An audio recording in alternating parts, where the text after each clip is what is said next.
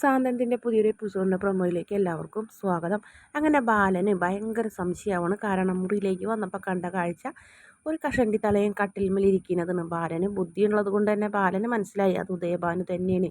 എന്നാലും ഒന്ന് പരിശോധിക്കാമെന്ന് വിചാരിച്ചിട്ടാണ് മുറിയിലേക്കൊക്കെ കയറിയത്. ഞാനൊരു കഷണ്ടി തലേനെ ഇവിടെ കണ്ട കഷണ്ടിയുള്ള ഒരാളിവിടെ കണ്ട പോലെ തോന്നി എന്നൊക്കെ പറയുമ്പോൾ നമ്മുടെ സ്ത്രീകലയ്ക്കും ദേഷ്യം വരുന്നുണ്ട്. അപ്പോൾ ആ സമയത്ത് അത് പോയി എന്നുള്ള കാര്യം മനസ്സിലായി. പക്ഷേ ആര് ബാല ഇവിടെ ആര് വരാന്നൊക്കെ പറഞ്ഞു ഉദയഭാനു ബാലനെ പറഞ്ഞയക്കും.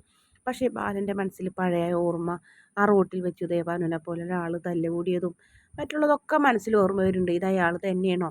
എന്തായാലും ഇവിടെ തന്നെ ഉണ്ടല്ലോ, കണ്ടുപിടിക്കണം. ഈ ബാലൻ്റെ അടുത്തിന് കളി, ഇതിനേക്കാൾ വലിയ ആൾക്കാരുടെ കള്ളം കണ്ടുപിടിച്ചു പിന്നല്ലേന്ന് ഇങ്ങനെ ബാലൻ ആലോചിക്കുന്നുണ്ട്. പിന്നീട് മീനാക്ഷി വിഷമത്തോടെ പറയുന്നുണ്ട് ദേവിയേട്ടത്തിയും അതുപോലെ ഉദയനങ്ങളും കൂടി ഇന്ന് പോയിട്ടുള്ളത് കടയിൽ. എന്താവോ എന്നിങ്ങനെ പറയുന്നേ. എനിക്ക് തോന്നുന്നു അപ്പം തന്നെ ആകാശിനെ കൊണ്ട് അവരടിച്ചിറക്കിച്ചാൽ മതിയായിരുന്നു, ബാക്കി വരുന്ന കാര്യങ്ങൾ പിന്നെ ആലോചിക്കാമെന്ന് വിചാരിച്ചാൽ മതിയായിരുന്നു പറയും. പക്ഷേ ആകാശ് വലിയൊരു തീരുമാനമാണ് എടുക്കണം. ആകാശ് പറയുന്നുണ്ട് എന്തായാലും അവരിവിടെ ഉണ്ടെങ്കിൽ ഞാനിവിടെ ഉണ്ടാവില്ല ഉറപ്പായിട്ടും.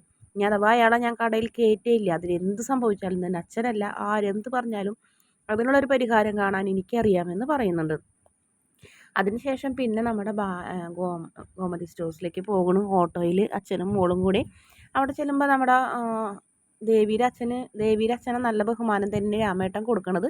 പക്ഷേ കടയിൽ ചെന്ന് ഇങ്ങനെ ഓരോ കുറ്റങ്ങളൊക്കെ പറഞ്ഞപ്പോൾ ദേഷ്യം വരുന്നുണ്ടായിരുന്നു രാമേട്ടന്. പക്ഷേ രാമേട്ടനൊന്നും പറയുന്നില്ല കേട്ടാ.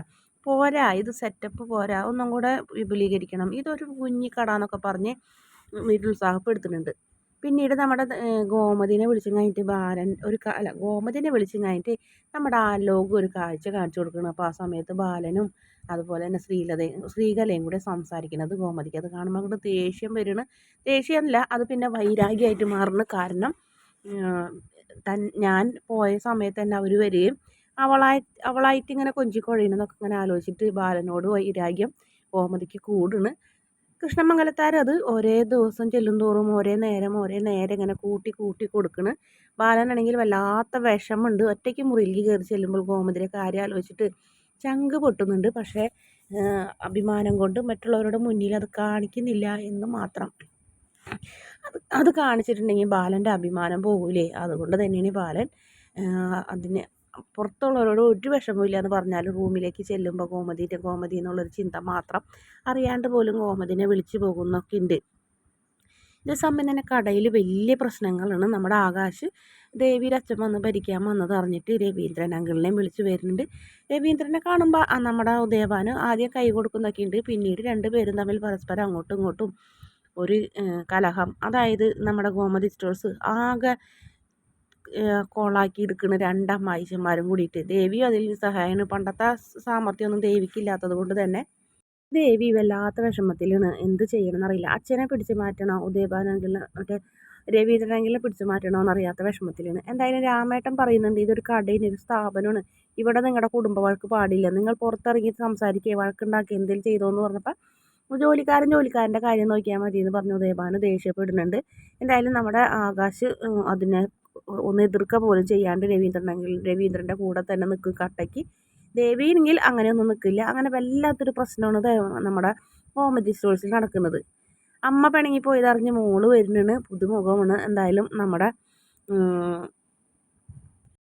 അനുശ്രീ അവൾക്ക് അമ്മനെ കാണണം, ഈ വീട്ടിൽ ഇങ്ങനെ പ്രശ്നങ്ങളൊക്കെ ഉണ്ടായത് അറിയിച്ചില്ല എന്നൊക്കെ പറഞ്ഞ് പിണങ്ങി.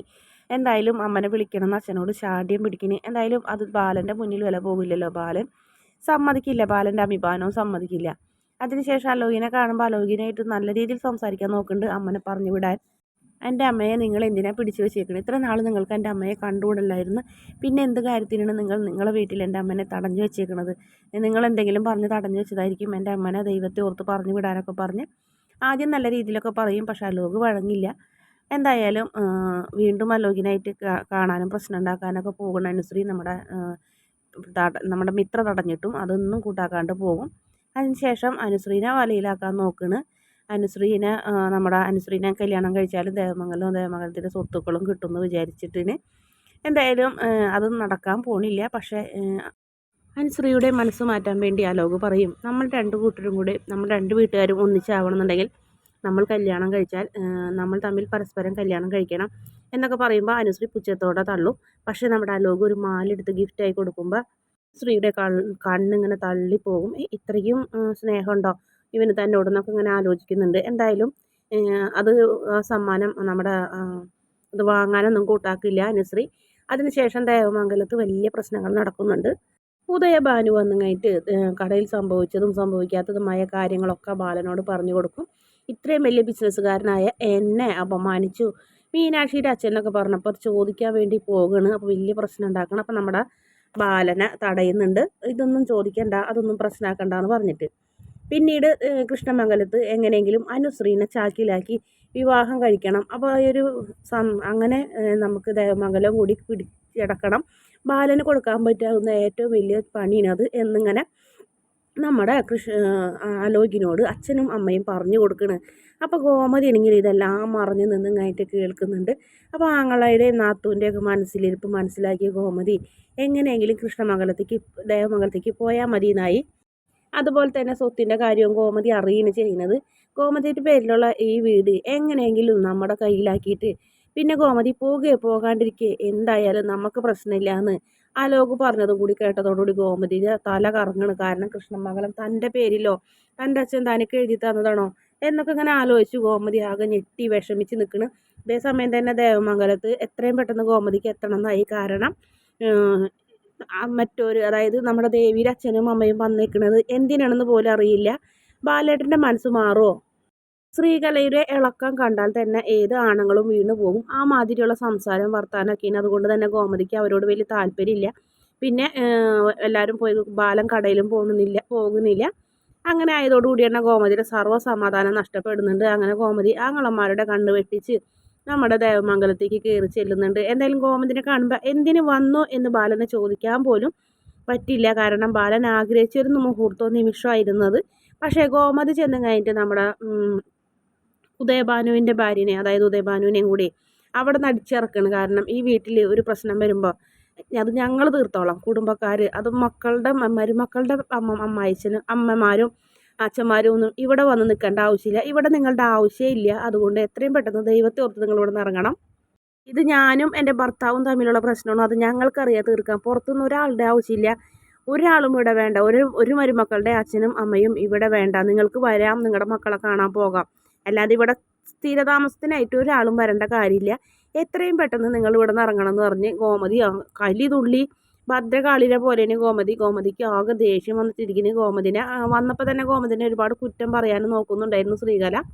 ഗോമതി ചെയ്തത് ശരിയായില്ല എന്നൊക്കെ ബാലിൻ്റെ മുന്നിൽ വെച്ച് പറയുന്നു. വീണ്ടും എരി കയറ്റി കൊടുക്കാൻ നോക്കുകയാണ്. അപ്പോൾ അത് മനസ്സിലാക്കിയ ഗോമതി പിന്നെ ക്ഷമിക്കാൻ പറ്റിയില്ല ഗോമതിക്ക്. നിങ്ങൾ ഇവിടെ നിന്ന് ഇറങ്ങിയില്ലെങ്കിൽ നിങ്ങളെ ഞാൻ ചൂലെടുത്ത് ഇറക്കേണ്ടി വരും എന്ന് പറഞ്ഞപ്പോൾ ഗോമതിയുടെ ആ മുഖം കണ്ടപ്പോൾ ശരിക്കും നമ്മുടെ ഉദയവാനും ശ്രീകലയും പേടിച്ച് വേഗം തന്നെ ദേവമംഗലം വിട്ടൊഴിഞ്ഞു പോകുന്നുണ്ട്.